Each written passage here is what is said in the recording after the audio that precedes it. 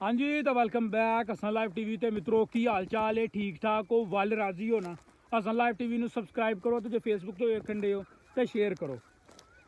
ਤੁਹਾਨੂੰ ਪਹਿਲਾਂ ਦੱਸਿਆ ਸੀ ਕਿ ਪੈਟਰੋਲ ਜਿਹੜਾ ਉਹ ਖੀਰਮ ਖੀਰ ਕਿਸਮ ਦਾ ਉੱਤੇ ਜਾਏਗਾ ਤੇ 400 ਨੂੰ ਟੱਚ ਕਰਨ ਦੇ ਵਿੱਚ 3 ਰੁਪਏ ਹੀ ਰਹਿ ਗਏ ਨੇ ਤੇ ਉਹ ਵੀ ਮੇਰੇ ਹਿਸਾਬ ਦੇ ਨਾਲ ਤੁਹਾਨੂੰ 400 ਹੀ ਲੱਭਣਾ ਵੇ ਪੈਟਰੋਲ ਪੰਪ ਤੋਂ। ਗਵਰਨਮੈਂਟ ਨੇ ਜਿਹੜੀ ਨਵੀਂ ਪ੍ਰਾਈਸ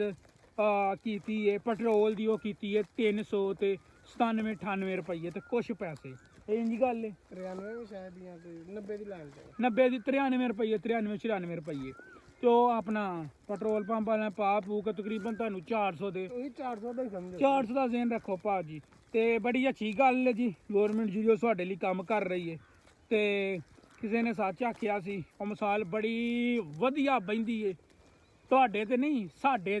ਸਾਰਿਆਂ ਤੇ ਉਹ ਮਿਸਾਲ ਬੜੀ ਵਧੀਆ ਬੈਂਦੀ ਹੈ ਜੀ। ਬਾਦਸ਼ਾਹ ਸੁਬਾ ਕੰਮ ਤੇ ਜਾਣਾ ਹੁੰਦਾ ਵੇ ਜੁੱਤੀਆਂ ਜਿਹੜੀਆਂ ਸ਼ਾਮੀ ਮਾਰ ਲਿਆ ਕਰੋ ਸਾਡਾ ਉਹ ਹਿਸਾਬ ਹੈ ਜਿਹੜੀ ਸਿੱਧੀ ਗੱਲ ਹੈ ਭਾਜੀ। ਜੁੱਤੀਆਂ ਭਾਵੇਂ 2 ਕਰ ਦਿਓ ਬੰਦੇ ਭਾਵੇਂ 2 ਖਿਲਾਰ ਲਓ ਜੁੱਤੀਆਂ ਭਾਵੇਂ 3-4 ਕਰ ਲਓ 3-4 ਕਰ ਲਓ ਟਾਈਮ ਨਹੀਂ ਇੰਨਾ ਹੁੰਦਾ ਸਾਡਾ ਉਹ ਹਿਸਾਬ ਹੈ ਭਾਜੀ ਜਿਹੜੀ ਸਿੱਧੀ ਗੱਲ ਹੈ ਜਿਹਨੂੰ ਨਹੀਂ ਆਂਦੇ ਇੱਕ बिल्कुल एक ज़मीर मर जाता जिंदा लाशां वाला सिस्टम। यकीन करो पूरी दी पूरी पाकिस्तानी आवाम का वो हिसाब है। मैं उस बंदे नूं मुखातब करना चाहता हूँ। वो बंदा मेरे सामने है जिहड़ा बंदा ये कहंदा वे या जिहड़ा बंदा इन्हां हुक्मरानां दी वजह तो आपस च लड़दा वे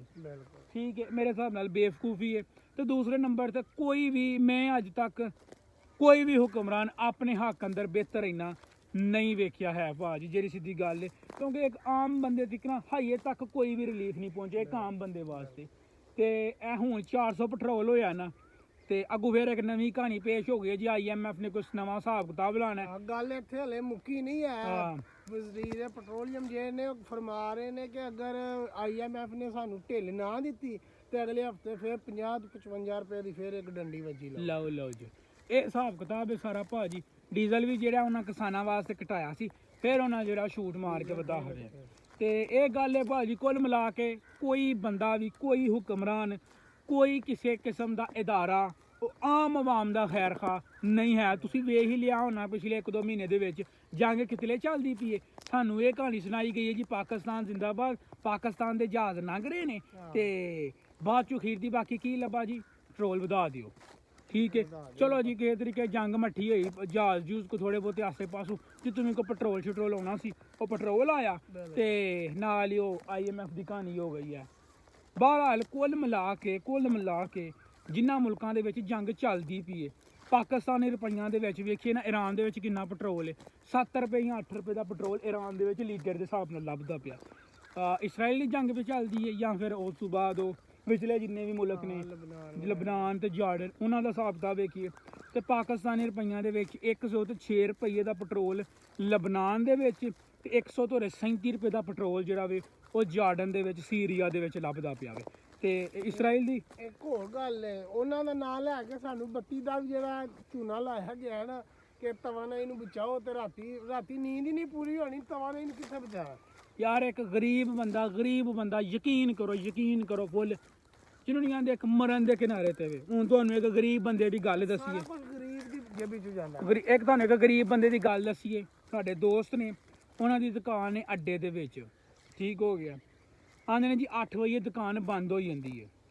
अगू सुबह 8 बजे असीं दुकान खोली दी है तो शामी 8 बजे दुकान 12 घंटे हुण 12 घंटिया दे विच सुबह के टाइम गल 12 घंटिया दे विच घट्टो घट्ट भी 6 तो 7 घंटे जी लाइट जाती है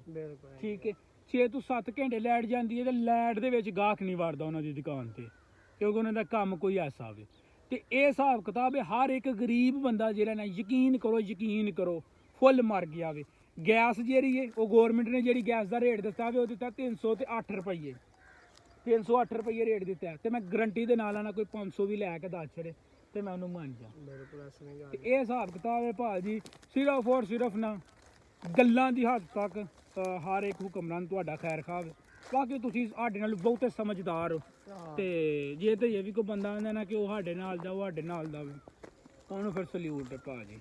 लो जी मित्रों असीं अज दा छोटा जिहा व्लॉग मिलने तुहानूं इंशाअल्लाह नवें व्लॉग दे विच। ਰੱਬ ਰੱਖਾ।